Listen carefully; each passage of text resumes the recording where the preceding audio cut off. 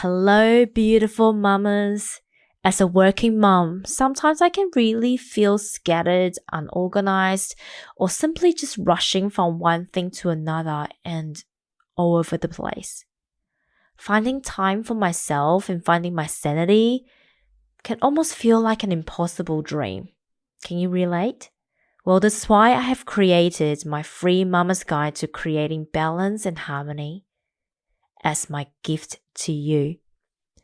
This guide contains my top 10 tips to creating balance and harmony in your life, as well as 3 beautiful trackers to help you get onto your journey in a fun and simple way. I have found by incorporating daily self-care routines and practices in my life for as little as 5 minutes a day, I am feeling more grounded, centered, and calm. By me tapping into my best version through these practices, I am also a better mom, a better partner, and a better colleague. Well, really, just a better human being in all the ways. So, if this sounds like something that you would like to explore, click on the link in the show notes below and download your free guide today. We were all born with the innate power of knowing and wisdom within us. The challenge for many of us is that we were taught to seek answers externally instead of searching from within. And this is the reason why so many of us find ourselves going around in circles, searching for new ways, but could never find the way. The womanly way. It's not the way. It's not my way. But it is a pathway to support all of us returning back to self, reconnect with our inner wisdom through loving ourselves, knowing ourselves, and reconnecting with ourselves. Tell me and be honest. Tell me should I've known. So we can start to find our own way as modern day women. Are you interested? Well, sit back, relax, and welcome to this amazing journey.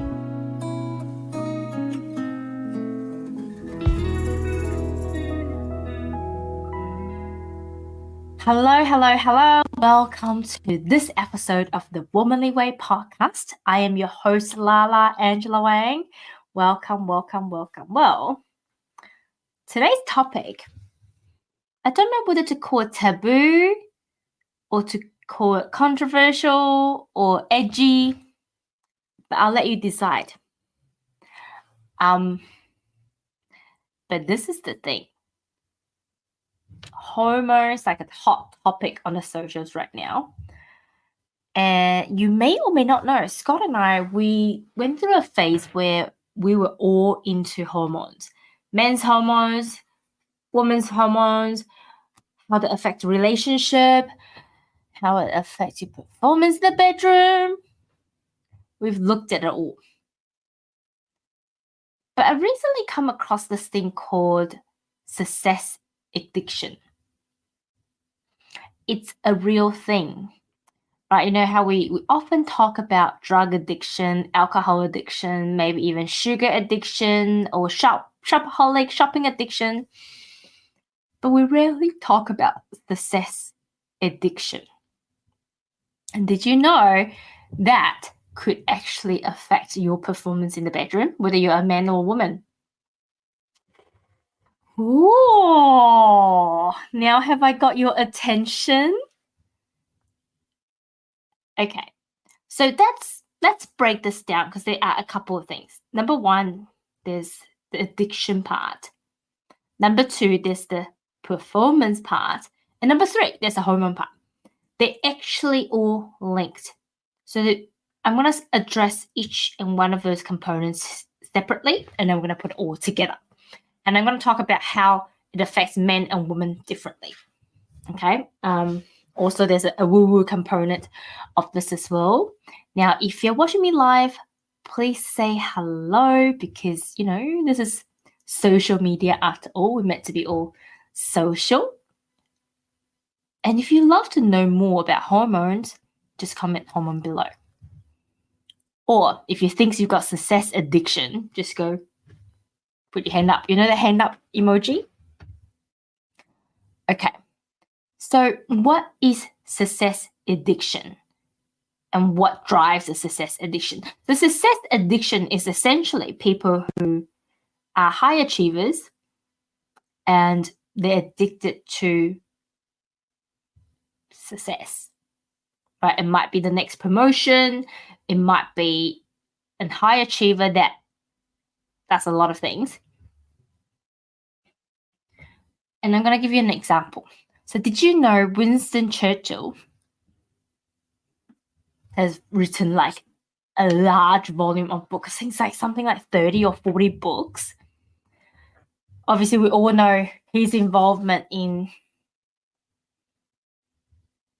World War II with Nazi Germany.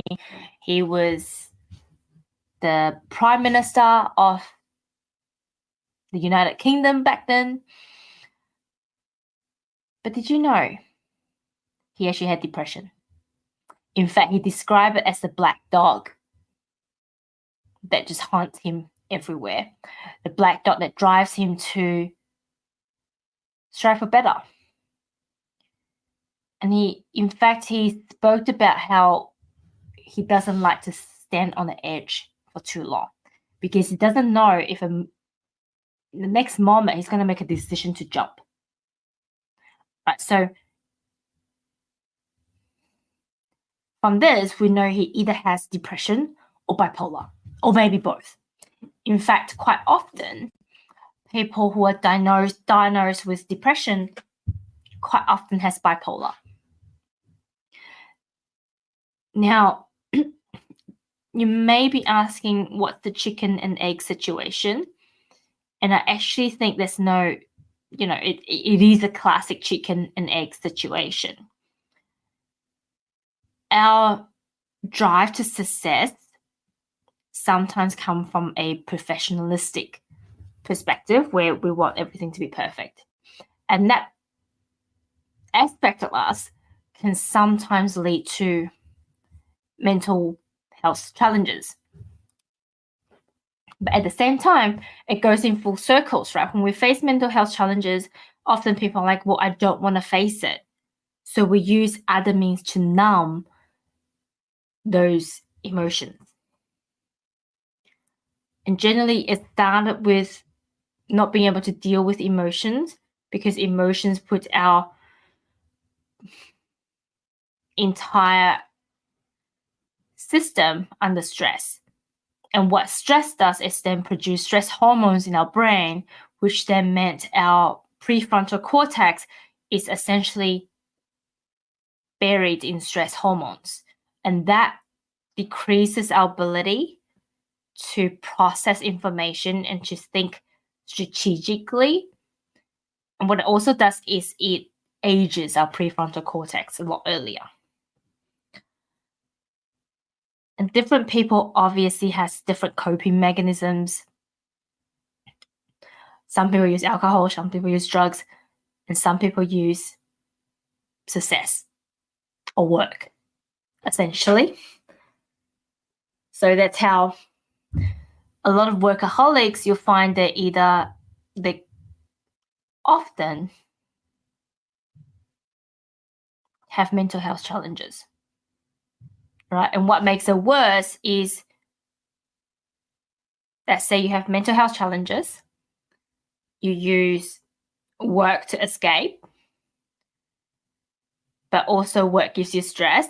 So you need then a second mean to maybe calm your nervous system, maybe calm your stress level. So you then use drug or alcohol. It's a compounding effect.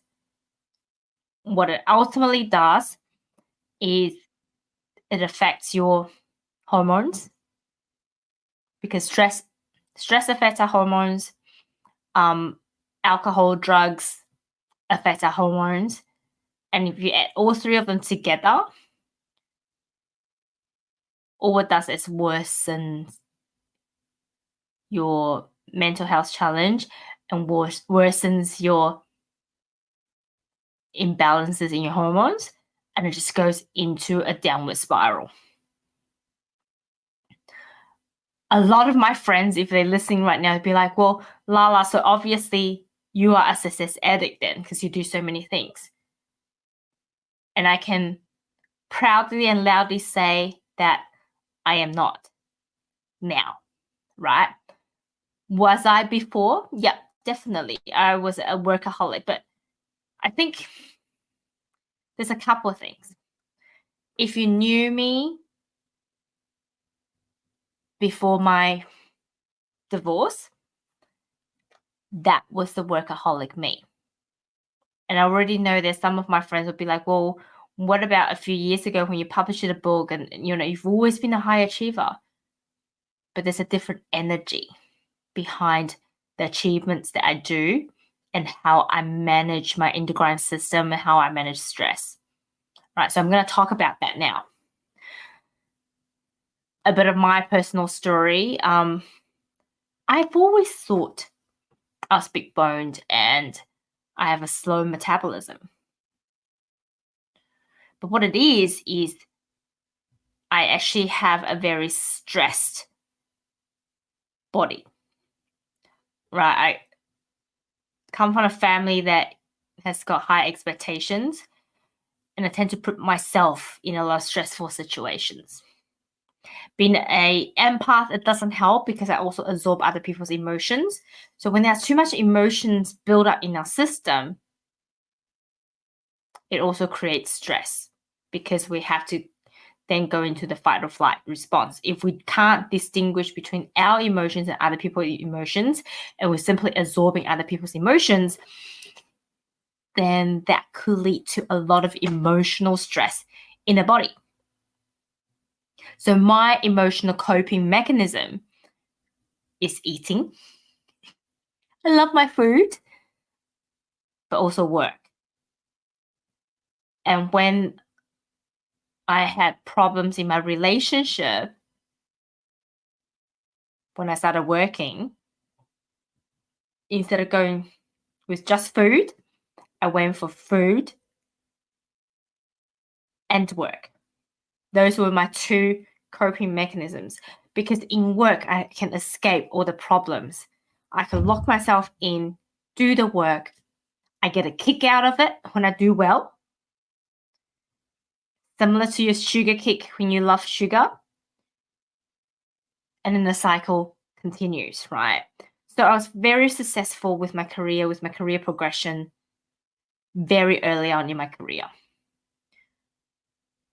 And whenever I have a stress situation at home, I would binge eat and I would work. I would find any excuse to be at work so I don't have to face the problems at home. So much so, I would hang around the job on the weekend. I would hang around sites just to chat with my colleagues until I have to go home.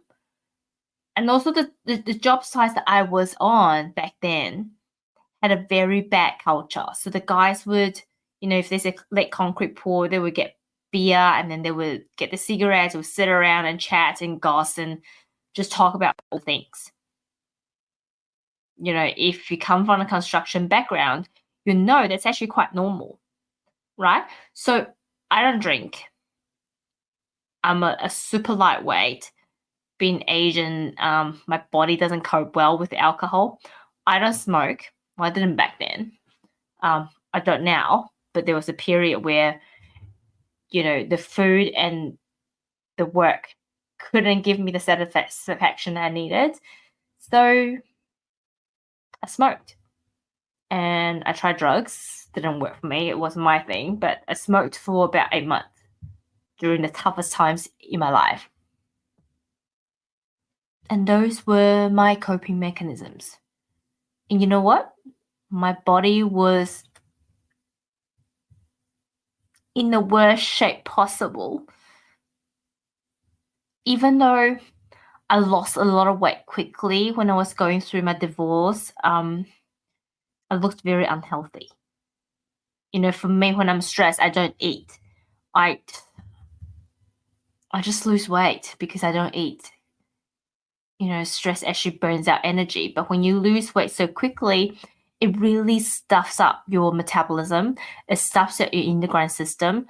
It stuffs up your thyroid system as well. Essentially, your whole body is just out of whack, right? And since then, I then had a lot of skin issues. My psoriasis, I had a really, really bad psoriasis episode where my whole neck was covered in psoriasis. My arm was covered in psoriasis. My entire body was just patchy and itchy. And the doctors couldn't figure out what was wrong with me. And I had to use steroid creams. Now, if you've ever used steroid creams, you have to use them sparingly. Because like anything with steroids, your body can get addicted. And then you're going to start either get addicted or like it becomes immune to it. And it would essentially your whole system, like just imagine what stress can do internally by how it affects your hormones. It affects your cycles as women. It affects your digestive system. And externally, it affects your skin, right? And guys, you might be going, well, that's all female issues. Yes, PMS as well. It doesn't affect guys. I'm like, well, actually, it does. Maybe guys have a better coping mechanism or you're able to handle stress a bit better. And I do agree with that. You're built to handle stress a bit better. Because if you think back into our hunter-gatherer days, stress is what brings us food. When you're being chased by a wild animal, stress is what allows you to kill them, hunt them, and bring food home. So I do believe that guys are more capable of coping with that kind of stress, but it doesn't mean any of this doesn't apply to you. In fact, what it actually does, more so men than women, is it affects your drive.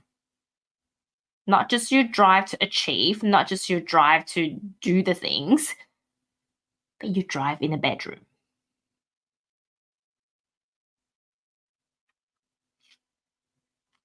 And you're like, well, it doesn't affect me. Let's go back to the cycle that we spoke about earlier, right? Let's say there's stress. Actually, let's use this classic example. Actually, a lot of guys that I have spoken to has this challenge, right? How many of you actually feel stressed and anxious in public? Social anxiety. It's actually more common than you think, right? And this is true story. I used to date this guy who has very, very, very high social anxiety. He's also an empath without knowing. So he actually takes on other people's emotions, which make him even more anxious in crowded situations. So that affects his mental health very heavily.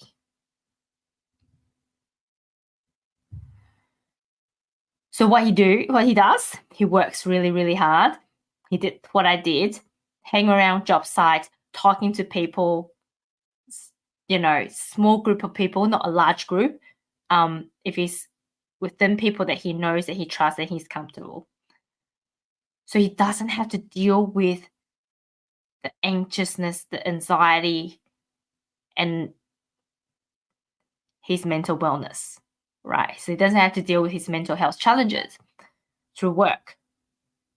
But sometimes work's not too busy. And sometimes because he's so good at his work, it doesn't really matter, right? He gets a kick out of achieving goals, achieving deadlines, being ahead of deadlines, being praised for all the things. He gets a kick out of doing well at the gym. He gets a kick out of how he looks with, his muscles and his six packs and all that sort of things. But deep down, whenever he's home, he's miserable. Whenever he's alone, he's miserable as well. Because when he's alone, those are the times that he'll have to deal with all the emotions that he has taken on during the day. So guess what he does? He drinks. He sleeps. Now, sleep is another addiction, another coping mechanism when it comes to managing stress and depression and anxiety and all the mental health things. So he smokes, he takes drugs, he eats a lot. All the things. The worst combination of all of the cocktails that you can put together in the wrong way of dealing with mental health challenges. And guess what? He's also a sex addict. Yeah. But the problem is, there's still challenges in terms of performance.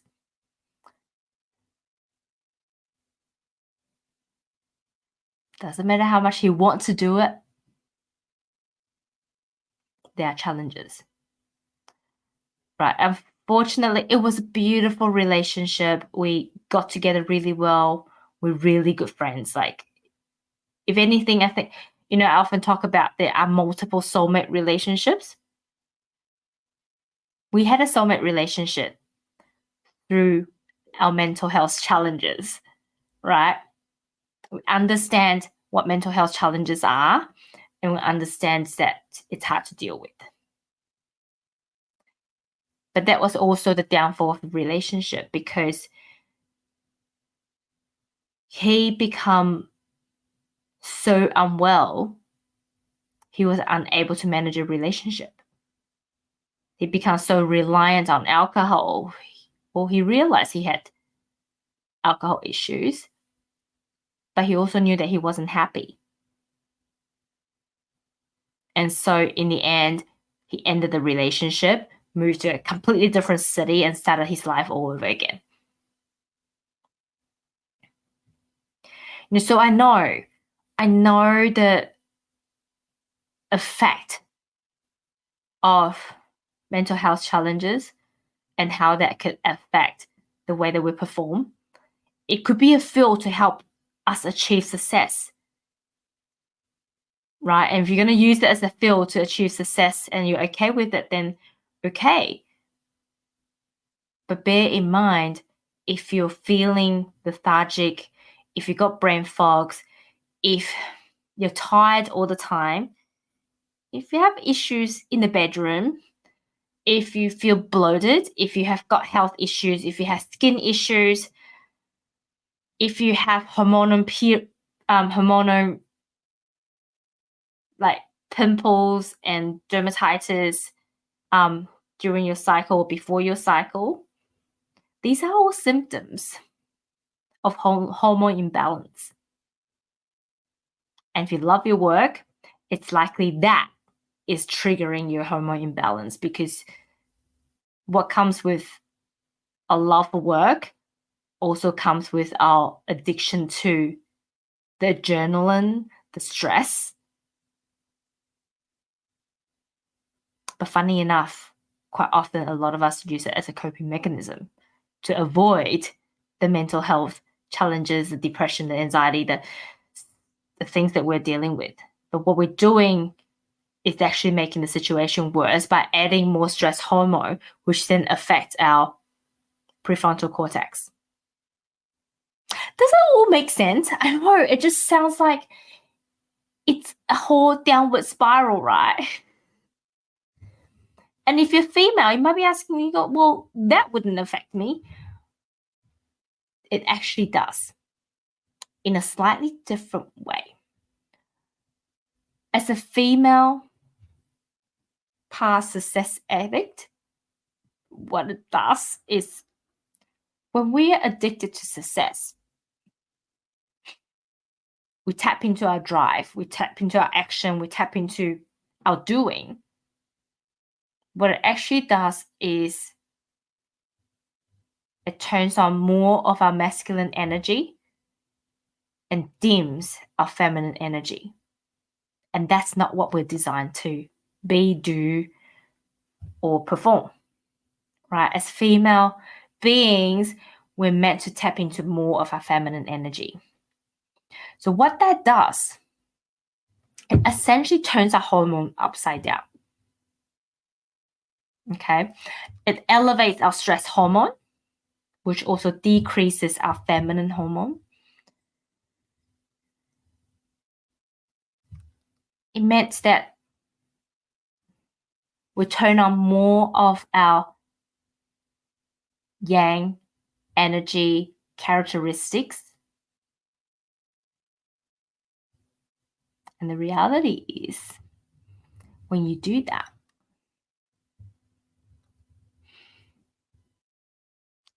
it could do two things. It could increase your sex drive like crazy. You just want to be like a man, which is not very attractive if you ask me.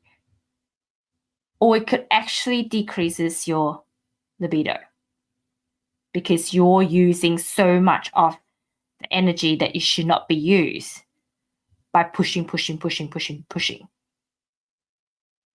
The stress hormone will actually affect your sex drive. It also affects your cycles, which makes it even worse. And at the end of the day,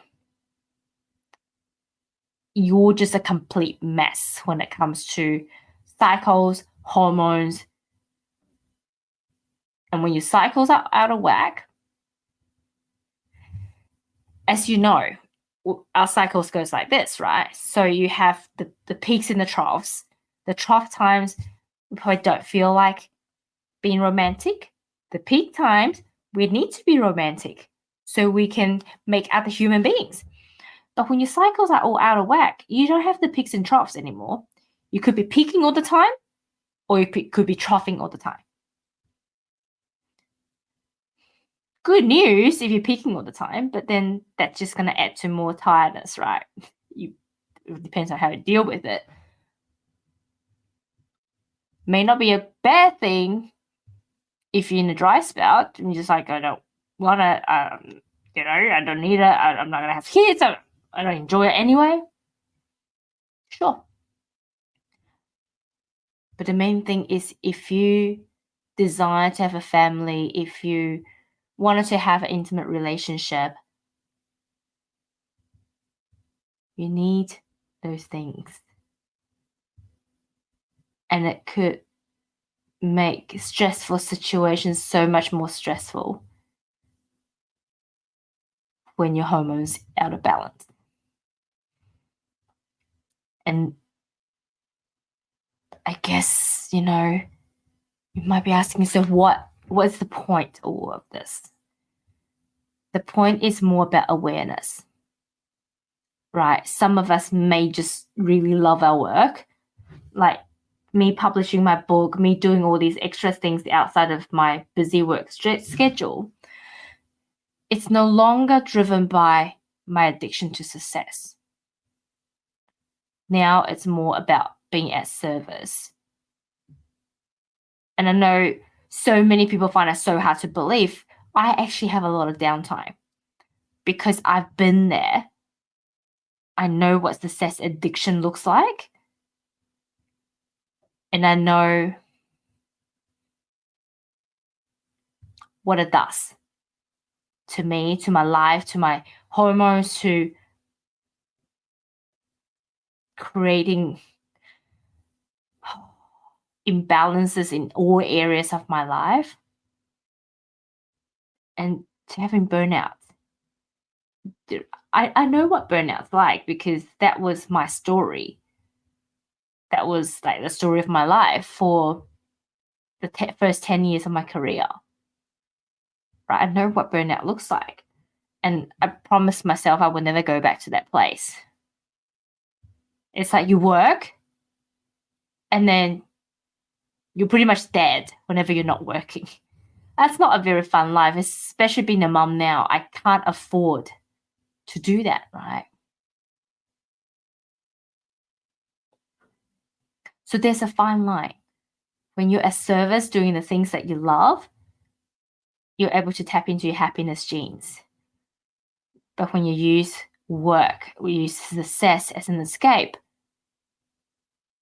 there's no happy genes involved. You will feel like whenever you hit a goal, and then it's like, yay! Oh yeah, what's next? Yay! Oh, is it all? Okay, maybe aim for something higher. It's like a roller coaster, right? Whereas when you can tap into service, when you tap into joy, tap into purpose, it's the ebbs and troughs are a bit less because life still is all about ebbs and flows, right? So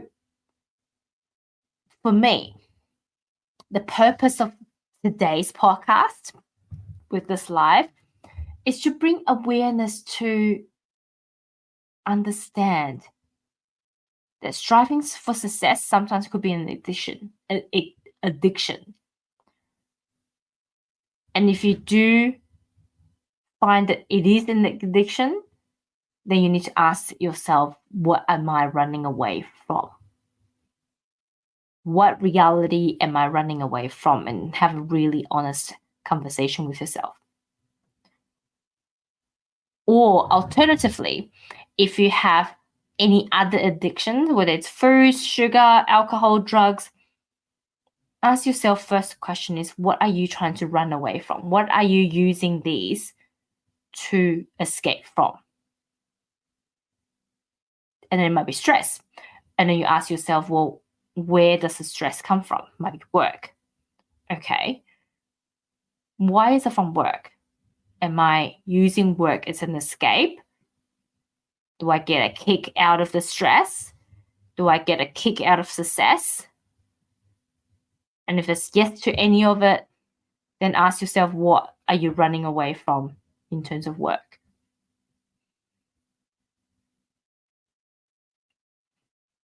It's, for me, when we talk about self-love, when we talk about self-care, it's really all about asking ourselves the tough questions. They're not pretty. They're not meant to be. But when you can go through it instead of trying to go over it, go under it, hide it, run away from it, you'll find the treasures on the other side. The reward on the other side is, I promise you, worth hundreds and thousands times more than the pain that you're in, or the pain that you're in while you're working through this challenge, right? But also the other important side of this is, I don't think many of us realize that there's a lot of us out there with hormone imbalances, right? Essentially, if you find yourself putting on weight or finding it hard to lose weight, slow metabolism, if you have skin conditions, you have bad gut health, bad breath, bad body odor, bad bowel movement, if you have low energy, mood swing, low performance drive in the bedroom or high performance drive in the bedroom, maybe brain fog, just feeling lethargic all the time, not excited about that life and, anything. Chances are you have a hormone imbalance. But the good news is there are ways that you could improve your hormone imbalances or make it better, reharmonize, rebalancing your hormones through very simple steps. With no additional food, putting some lemon from time to time, with some simple exercises, you could rebuild your hormone. You could rebuild your endocrine system. Oh, if you're sick a lot as well, that's also a telltale sign. So I am currently participating and co-facilitating in a 5-day rebalancing hormone challenge. So if you're interested, make sure you reach out to me. And I'll post the details in there. It's completely free. Plus you get access to some really awesome information and also some awesome prize draws. Always love that. Free gift. Yay! And really the purpose is to help people understand our hormones a lot better, to help people overcome any hormonal issues in very simple steps. We really just want to serve and help everybody feel better. So if you're interested, either reach out to my socials, Facebook, Instagram, or send me an email, or simply click on the link in the show note that will take you into the group. And if you tag my name, then I'll be able to support you that way. I hope you enjoyed today's episode. I hope you've learned something about hormone and stress and mental health issues. And don't forget, you're not alone, right? These are common issues in our society today. So if you ever need help, reach out. You don't have to reach out to me. You can reach out to people that you trust. But whatever you do, you don't have to face these issues alone. That's me for today. Love you all so, so, so much. Just remember, we all deserve to be happy, but you need to believe that you deserve to be happy first. Love you all. I'll see you next time. Bye.